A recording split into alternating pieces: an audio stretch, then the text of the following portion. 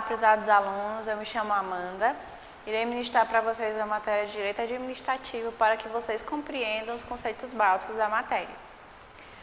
Direito Administrativo, ele se confunde, o conceito de Direito Administrativo, na realidade, ele se confunde com o direito de função pública, de direito público. Por quê?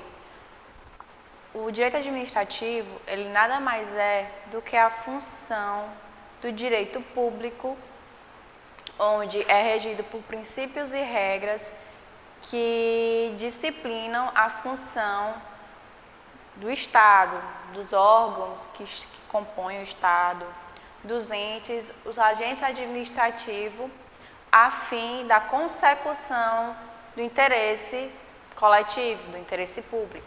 Vejamos, o direito administrativo é o ramo do direito público que trata de princípios e regras que disciplinam a função administrativa e que abrange entes, órgãos, agentes e atividades desempenhadas pela administração pública na consecução do interesse público. O que isso quer dizer? Na matéria do direito administrativo, existe uma relação vertical entre Estado e particular. O que isso quer dizer? Que o interesse do Estado está aqui para o interesse do particular, ou seja, todos esses órgãos, entes e agentes administrativos, eles deverão sempre trabalhar para garantir o interesse coletivo em detrimento do interesse do particular. Ora, caso eu encontre uma situação hipotética em que esteja em disputa o interesse de uma coletividade em detrimento do interesse privado de um ou indivíduos isolados, os agentes administrativos, tanto os órgãos como os entes administrativos, eles serão obrigados a priorizar sempre o interesse da coletividade. Temos aqui, então, o conceito de direito público. Quer dizer, que significa direito público. Ele tem por objetivo principal a regulação dos interesses da sociedade como um todo, a disciplina das relações entre este e o Estado e das relações das entidades e órgãos estatais entre si. Possui uma relação vertical, pois a supremacia do interesse público sobre o interesse privado. Bom, foi como eu disse inicialmente, se você observar bem, é possível entender que ambos os conceitos de interesse público e direito administrativo, por hora, eles acabam se confundindo, porque eles têm o mesmo objetivo prático. Função administrativa. A função administrativa, pessoal, ela é exercida tipicamente pelo Poder Executivo, mas pode ser desempenhada também pelos demais poderes. Quais sejam os poderes? O Executivo, que trata da função administrativa de forma típica, jurisdicional e o legislativo, tudo bem? Por conseguinte, também o judiciário e o legislativo, não obstante suas funções jurisdicional e legislativa também, além da função jurisdicional de forma típica, ela pode exercer a função fiscalizadora típica, praticam todos os atos administrativos, realizam suas nomeações de servidores, fazem suas licitações e celebram contratos administrativos, ou seja, tomam medidas concretas de gestão dos seus próprios quadros e atividades.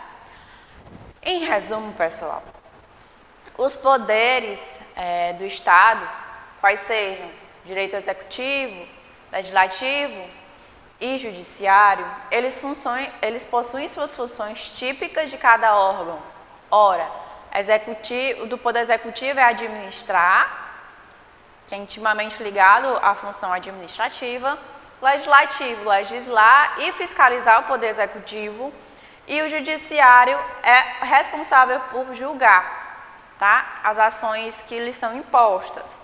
Porém, cada órgão, de forma interna, podem exercer essas funções atípicas. Ora, o judiciário, ele pode organizar a sua administração interna, ele pode administrar o seu próprio órgão internamente, ele pode contratar sem existir a necessidade de acionar o executivo para tanto. O legislativo, ele também pode exercer essa função de julgar, que é típico do poder judiciário. Quando é que o legislativo faz isso? Por exemplo, no impeachment de um presidente da República, o legislativo, ele toma às vezes do judiciário, julgando aquele presidente, se ele praticou ou não ato atentatório à sociedade. Sentidos da administração pública. O sentido subjetivo, ele pode ser denominado tanto formal quanto orgânico, tá? Em que agrafa com letras maiúsculas, isto é, administração pública, e que indica o conjunto de órgãos e pessoas jurídicas aos quais a lei atribui o exercício da função administrativa do Estado, ou seja, a administração pública, quando você encontra esse termo grafado com letras maiúsculas, ele diz respeito aos órgãos em geral, que são disciplinados pela administração pública. Agora, quando você encontra essa mesma grafia em letras minúsculas, em algum tipo de texto, ela é usada para descrever as atividades que são desempenhadas sob o regime de direito público para a consecução de interesses coletivos, ou seja, o agente administrativo, ele exerce a administração pública em letras minúsculas, porque são os princípios e regras que regem a administração pública, entenderam? Fontes. São fontes do direito administrativo, preceitos normativos do ordenamento jurídico, a jurisprudência, súmulas vinculantes, doutrina e costumes. Iremos aprender cada um deles aqui na nossa aula. É válido dar ênfase que somente os princípios e regras constantes nos preceitos normativos do direito são considerados fontes primárias. Os demais são fontes secundárias. Em relação à súmula vinculante, são de observância obrigatória, tanto no Poder Judiciário, administração pública, seja ela direta e indireta, em todos os níveis federativos. Estudaremos inicialmente agora o conceito de princípios, tá, pessoal? São princípios administrativos expressos no caput do artigo 37 da Constituição. Vide, artigo 37. Administração pública, seja ela direta ou indireta, de qualquer dos poderes da União, dos Estados, do Distrito Federal e dos municípios, obedecerá aos princípios da legalidade, impessoalidade, moralidade, publicidade e eficiência. Ora, um macete para vocês conseguirem responder uma questão no concurso público, por exemplo, é bastante usado a sigla LIMP, para que você recorde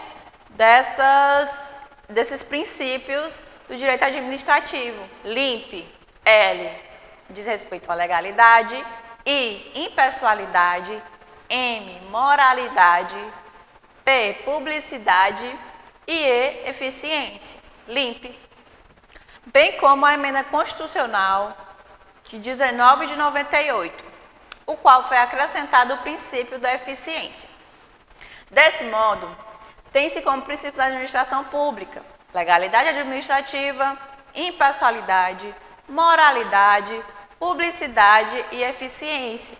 Se vocês observarem as primeiras letras de cada princípio, vocês vão notar de cima para baixo que forma a palavrinha LIMP. Quanto à legalidade administrativa, cumpre a administração pública no exercício de suas atividades, atuar de acordo com a lei e com as finalidades previstas, expressas ou implicitamente na legislação. Ou seja, a administração pública, ela tem que sempre exercer suas funções, levando em consideração o que a legislação permite. Por quê? Nós particulares podemos fazer tudo o que a legislação permite e se existe algum ato que nós desejamos realizar e a legislação ela não cite nada a respeito daquele ato, nós não estaremos praticando um crime. Já o administrador público, o agente público, ele não pode exercer suas funções em caráter funcional, né, nas suas funções que lhe são empregadas, além de obedecer à legislação, ele tem que obedecer princípios e regras de moralidade, por exemplo. Ele não pode exercer um ato apenas com a premissa de que não existe legislação a aquele respeito. Então, ele não está cometendo crime. Eles não podem exercer dessa forma. Eles devem observar a legislação e não podem agir em caso de lei em branco, por exemplo, quando não existe uma legislação referente àquele ato que ele esteja querendo praticar. Impessoalidade. Do ponto de vista da administração pública, esse princípio implica dizer que o agente público ele deve atuar sem visar e ainda evitar a promoção pessoal, haja vista seus atos são imputados ao órgão em que é vinculado e não à sua própria pessoa. Ou seja, o agente administrativo, ele deve atuar, ele deve exercer suas funções sempre visando o bem coletivo.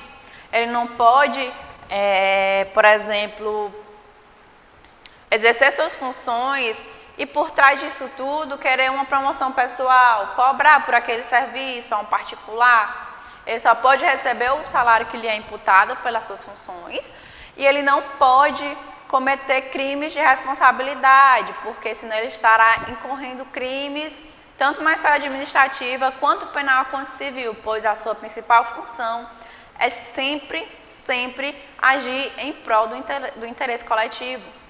Bem, publicidade é o princípio básico da administração que propicia a credibilidade pela transparência. Costuma-se diferenciar publicidade geral para atos de efeitos externos que demandam como regra publicação oficial, como é o caso das licitações públicas. Uma licitação ela só pode ocorrer após todos os seus trâmites legais serem publicados no Diário Oficial. Se for em âmbito estadual, é no Tribunal de Contas do Estado. Se for em âmbito da União, por exemplo, é no Tribunal de Contas da União. E publicidade restrita, que visa a defesa de direitos e esclarecimentos de informações nos órgãos públicos. Inclusive, nesse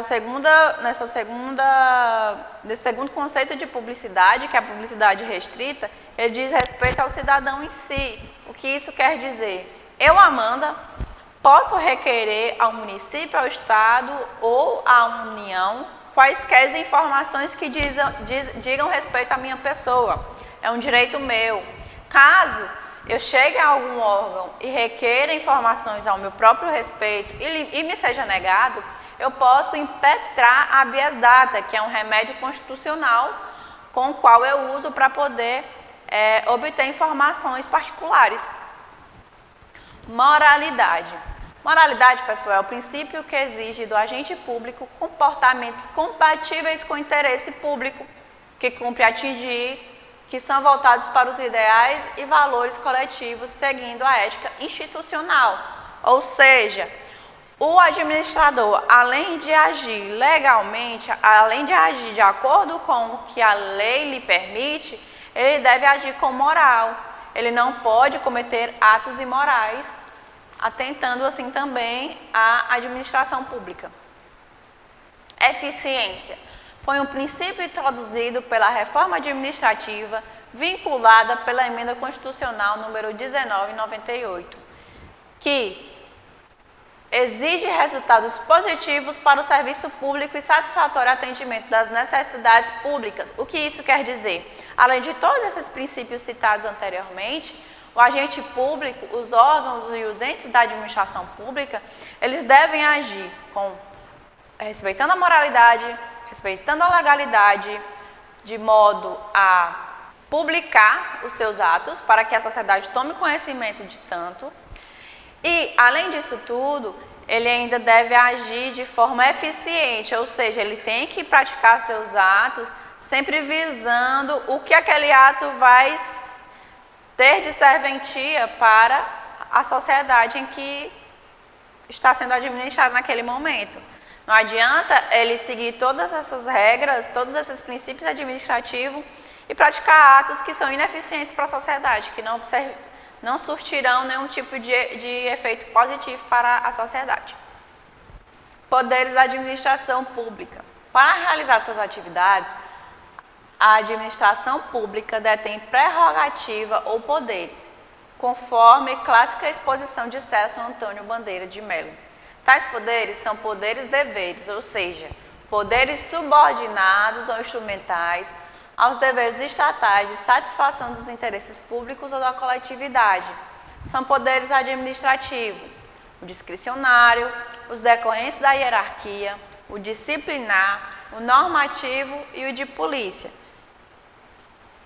Poder discricionário é a prerrogativa que tem a administração de optar dentre duas ou mais soluções por aquela que, segundo o critério de conveniência e oportunidade, melhor atenda ao interesse no caso concreto. Exemplo, uma nomeação para cargo de provimento em comissão, ou seja, o administrador, aquele órgão da administração pública, ele pode indicar um funcionário que melhor cumpra aquela atividade em específico que ele está procurando exercer. Da hierarquia, decorrem os seguintes poderes: ordenar atividades, controlar ou fiscalizar as atividades dos subordinados, rever as decisões com a possibilidade de anular atos ilegais ou de revogar os inconvenientes e inoportunos com base na súmula 473 do STF. Punir ou aplicar sanções disciplinares, avocar ou chamar para si atribuições, delegar e editar atos normativos internos. Ou seja, esse poder de hierarquia, ele diz respeito à delegação de competência. Se eu sou chefe administrativo de um órgão público, se eu sou prefeita, por exemplo, eu posso nomear meus secretários da forma que eu melhor achar que será administrado aquele município, por exemplo. Isso que diz respeito à hierarquia. Tudo bem, pessoal? Poder disciplinar. É o que compete à administração pública para apurar supostas infrações funcionais e, se for o caso, aplicar sanções administrativas. Abrange tanto as relações funcionais com servidores públicos, como as demais pessoas sujeitas à disciplina da administração pública. Ou seja, um exemplo, penalidade em processo administrativo, ou até mesmo quando o município aplica uma multa caso um cidadão tenha atrasado o IPTU, por exemplo. O município ele pode aplicar multa por mora a esse sujeito e ele deverá acolher essa multa. Por quê? Isso quer dizer o poder disciplinar. Ele pode aplicar sanções administrativas para que essa mora no pagamento de impostos, por exemplo, não volte a ocorrer. Poder normativo. Envolve a edição pela administração pública de atos com efeitos gerais e abstratos, como decretos regulamentares, instruções normativas, regimentos, resoluções e deliberações. Por exemplo, poder que a administração pública tem na edição de atos expedidos para facilitar o entendimento da lei. Exemplo de uso da palavra poder normativo. O governo diz que é proibido o uso de entorpecentes. Aí logo em seguida vem um ato normativo que define quais serão esses entorpecentes. Um exemplo também diz respeito às normas regulamentadoras, que é exercida pelo técnico em segurança do trabalho, por um engenheiro do trabalho. As normas regulamentadoras referentes à saúde e segurança no trabalho, elas são exemplos desse poder normativo do Poder Executivo, pois elas são expedidas pelo Ministério do Trabalho e Emprego, que é um órgão do Poder Executivo. Essas normas, elas ensinam de forma mais prática às empresas e aos funcionários como deverão ser cumpridas essas normas referentes à segurança e saúde no ambiente ocupacional. Poder de polícia. Ela consiste na atividade de condicionar e restringir o exercício dos direitos individuais, tais como a propriedade e liberdade, em benefício do interesse público. De acordo com Eli Lopes, Poder de polícia é a faculdade que dispõe a administração pública para condicionar e restringir o gozo de bens, atividades e de interesses individuais, em benefício da coletividade ou do próprio Estado. São atributos do poder de polícia: a discricionariedade, autoexecutoriedade e coercibilidade. Discricionariedade diz respeito a um princípio que possibilita ao administrador, dentro dos princípios e oportunidades e conveniência, tais como atividades, irá fiscalizar em determinado momento, dentro dos limites estabelecidos em leis, quais sanções deveriam ser aplicadas e como deverá ser feita a graduação dessas sanções. Ou seja, no limite da lei, o agente administrativo, os órgãos administrativos, eles podem escolher quais atos eles vão exercer para melhor executar suas funções.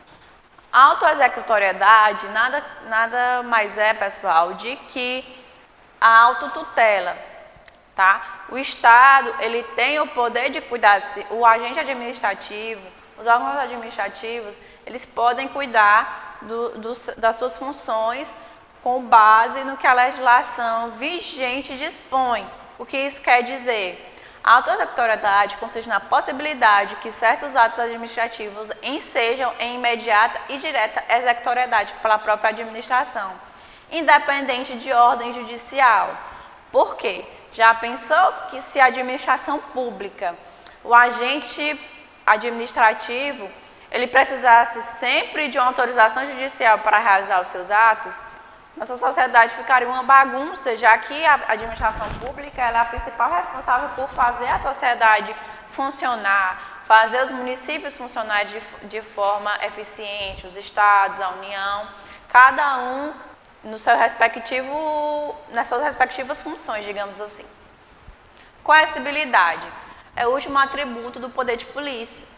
Traduz-se na possibilidade de medidas adotadas pela administração pública serem impostas coativamente ao administrado, inclusive mediante um emprego da força.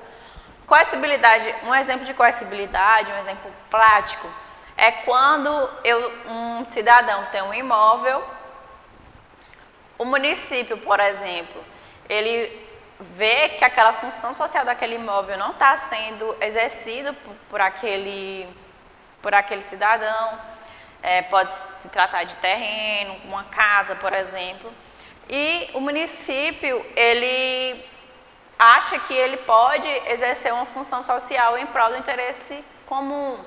O que pode acontecer com esse imóvel? Ele pode sofrer a desapropriação, porque o proprietário dele não está cumprindo sua função social, é um imóvel que está abandonado, e ele pode ter melhor serventia, digamos assim, para a coletividade. Mas existem requisitos para que o município, o Estado ou a União possa desapropriar um imóvel de um cidadão, né, de um particular, dentre eles pagar um preço justo por aquele imóvel, dentre outros requisitos que a lei dispõe. O chefe do executivo, o prefeito, o governador, o presidente da República não pode desapropriar o imóvel de um cidadão pelo seu bel prazer. Ele deve apresentar quais são os benefícios que aquela desapropriação vai trazer por aquela sociedade que ele administra, né? E além dessa função social, para o coletivo, ele deve demonstrar que aquela desapropriação será paga, vai ter uma contraprestação. É como se o Estado estivesse comprando à força aquele imóvel daquela pessoa, do ato administrativo. O conceito de ato administrativo enquadra-se na categoria dos atos jurídicos. Logo, são manifestações humanas e não meros fenômenos da natureza. Ademais, são sempre manifestações unilaterais de vontades. As bilaterais compõem os chamados contratos administrativos. Ou seja, para que o agente administrativo ele pratique um ato, ele não precisa, por exemplo, do aval daquela sociedade em que ele administra. Ele pode praticar seus atos administrativos, contanto que ele não passe dos limites impostos, né, pela legislação vigente, e não haja em detrimento de nenhum daqueles princípios que a gente estudou anteriormente, que diz respeito àquela siglazinha LIMP. Com base nas licitações de grandes mestres, propõe-se como definição de ato administrativo, manifestação ou declaração da administração pública nesta qualidade, ou de particulares no exercício de prerrogativas públicas, que tenham por fim imediato a produção de efeitos jurídicos determinados em conformidade com o interesse público e sob regime predominante do interesse público. Tendo em vista que o regime jurídico administrativo, os atos administrativos possuem os seguintes atributos, ou seja, preste bem atenção nessa parte, acerca dos atributos dos atos administrativos. Os atos administrativos, pessoal, eles sempre terão legitimidade, de veracidade. Toda vez que o administrador ele pratica um ato, presume-se que ele agiu de acordo com a legislação e presume-se que aquele ato é verdadeiro. Imperatividade, pois se impõe aos seus destinatários independente da sua concordância. Ou seja, os atos administrativos eles são imperativos. Se eu, como chefe do executivo, imponho um ato administrativo para algumas pessoas ou para aquele município que eu administro, por exemplo, as pessoas elas deverão aceitar um ato administrativo imposto. Caso elas não aceitem, elas só poderão agir descontrariando esse ato, caso esse ato seja ilegal ou imoral. A autoexecutoriedade. Podendo a administração, como regra, executar suas decisões, se há necessidade de submetê-las previamente ao Poder Judiciário. Maria Silvia Zanella de Pietro ainda fala em um quarto atributo que o ato administrativo possui, qual seja o ato? A tipicidade, que demanda que eles correspondam às figuras estabelecidas em leis, o que afasta a regra do direito administrativo à presença de atos inominados. Espécies de atos administrativos. Eles podem ser tanto negociais, normativos, enunciativos, ordinatórios e punitivos. Espécies de atos administrativos. São espécies de atos administrativos segundo conhecida classificação de L. Lopes Meireles. Os negociais, que visam concretizar os negócios jurídicos públicos, atribuir certos direitos e vantagens aos particulares, como licenças e autorizações.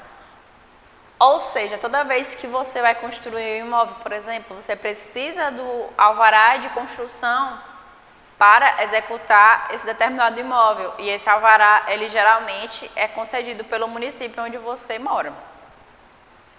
Normativos, os quais consubstanciam determinações de caráter geral para a atuação administrativa, como ocorre nos regimentos e deliberações. Enunciativo, que atestam uma situação existente, por exemplo, nos atestados, certidões, pareceres e votos.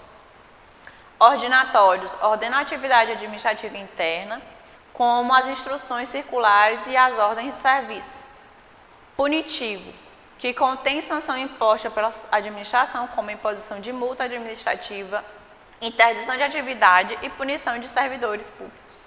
Elementos dos atos administrativos. São elementos dos atos administrativos, pessoal, o sujeito, a forma, o motivo e a finalidade. O sujeito ele deve ser sempre capaz e competente. O objeto ele deve ser sempre lícito, possível, determinado ou determinável e de acordo com a moralidade. Se houver exigência específica de determinada forma, sua observância é obrigatória. O motivo deve ser existente e adequado e finalidade ela deve ser prevista em lei e de acordo com o interesse público. Atos administrativos que possuam vícios insanáveis devem ser anulados, ao passo que os vícios sanáveis admitem, a critério da administração pública, a convalidação. Se não for mais conveniente, a oportuna manutenção do ato, que não contempla direito ao particular, é possível a sua revogação. Ou seja, se houver algum vício no ato administrativo, ele pode ser revogado pela própria administração ou até mesmo ser sanado. caso ele ainda continue atingindo a sua finalidade, seja legal e moral. E caso a administração ela pratique algum vício de ato, ela ainda pode consertá-lo, sem que haja necessidade de uma decisão a respeito disso. Trata-se de conteúdo da súmula 473 do STF. A administração pública pode anular seus próprios atos quando eivados de vícios que os tornam ilegais, porque deles não se originam direitos, ou revogá-los por motivo de conveniência e oportunidade, respeitados os direitos adquiridos e ressalvada, em todos os casos, a apreciação judicial. Do processo administrativo. Falaremos um pouquinho agora sobre o processo administrativo. A administração atua sempre por meio de processos, que são encadeamentos de atos, sendo exigências constitucional que sejam recheados de oportunidade de defesa e de contraditório ante a edição da decisão final, isto é, do ato administrativo final do procedimento. Ou seja, eu como cidadã, se eu sofrer um processo administrativo, eu tenho direito a todos aqueles princípios básicos do direito, que é em relação ao direito de defesa e ao contraditório. O Estado, o município, não pode imputar a mim um processo administrativo e eu tenho que ficar calada só ouvindo o que eles têm a dizer ao meu respeito. Eu tenho o direito de me defender dos atos imputados a mim administrativamente, tanto quanto eu tenho o direito de me defender judicialmente também. Como disciplina genérica do processo administrativo na esfera federal, há a Lei 9.784 de 99, que estabelece normas básicas sobre o processo administrativo no âmbito da administração federal direta e indireta. A Lei de Processo Administrativo aplica-se subsidiariamente às regras contidas em leis que prevêem procedimentos específicos, a exemplo da Lei de Licitação, ao Estatuto dos Servidores, ao Código de Propriedade Industrial, à Lei de Defesa da Concorrência, ao tombamento e à desapropriação. O que faz um profissional capacitado em direito administrativo e políticas públicas? Além das tarefas típicas, pessoal, que são aquelas que já estão previstas em legislação, que são, no caso, as licitações públicas, compra e as obras públicas, concursos públicos, fiscalização do Estado, responsabilidade estatal. O profissional do direito administrativo e políticas públicas também regula todas as formas de parceria com o Estado, quais sejam as ONGs, as OS, além de terceiro setor e as agências reguladoras, como a Anatel, a ANEEL, a Anvisa. E não poderia ficar de fora desta lista o mecanismo de combate à corrupção, tanto tradicionais como novos, como exemplo da compliance. Parece que há um vasto campo de trabalho para você especialista nessa área, não é mesmo? Então, se atende o profissional desde o nascimento do direito administrativo, percebeu-se que o Estado muitas vezes gera maus recursos. Há desperdício, desvio de verbas, corrupções e favorecimentos pessoais. Ou seja, o combate à corrupção está sempre na pauta do dia. Conceito de interesse público. Ele deve ser conceituado como a faceta coletiva dos interesses individuais, sendo assim o resultado da soma dos interesses que as pessoas têm quando caracterizado como membros de uma sociedade. Supremacia do interesse público sobre o privado, é o que eu disse já inicialmente na nossa aula. O interesse coletivo, o interesse social, ele sempre irá sobressair ao interesse do particular. Caso esteja em relação o interesse do particular em detrimento do interesse coletivo, o interesse coletivo ele sempre vai ser levado em consideração, tanto para os agentes administrativos quanto para os órgãos administrativos. Indisponibilidade dos interesses públicos. A indisponibilidade dos interesses públicos ou coletivos significa que o órgão administrativo é responsável pelo mesmo, no sentido de que incumbe-lhe curá-los, não tem disponibilidade sobre eles, os quais são, desta maneira, inapropriáveis. Em suma, resta que, na administração dos bens e interesses públicos, não se acham entregues à vontade do administrador. Dessa forma, pessoal, vocês podem observar que o interesse público, que a administração pública, ela é uma forma de administrar os bens sociais, os bens da sociedade e fazer com que esses agentes, eles cumpram a legislação, evitando dessa forma, ou até mesmo diminuindo a questão da corrupção, do desvio de verbas públicas, para cada vez mais a sociedade ela ser beneficiada com a administração e não o contrário. Até a próxima aula.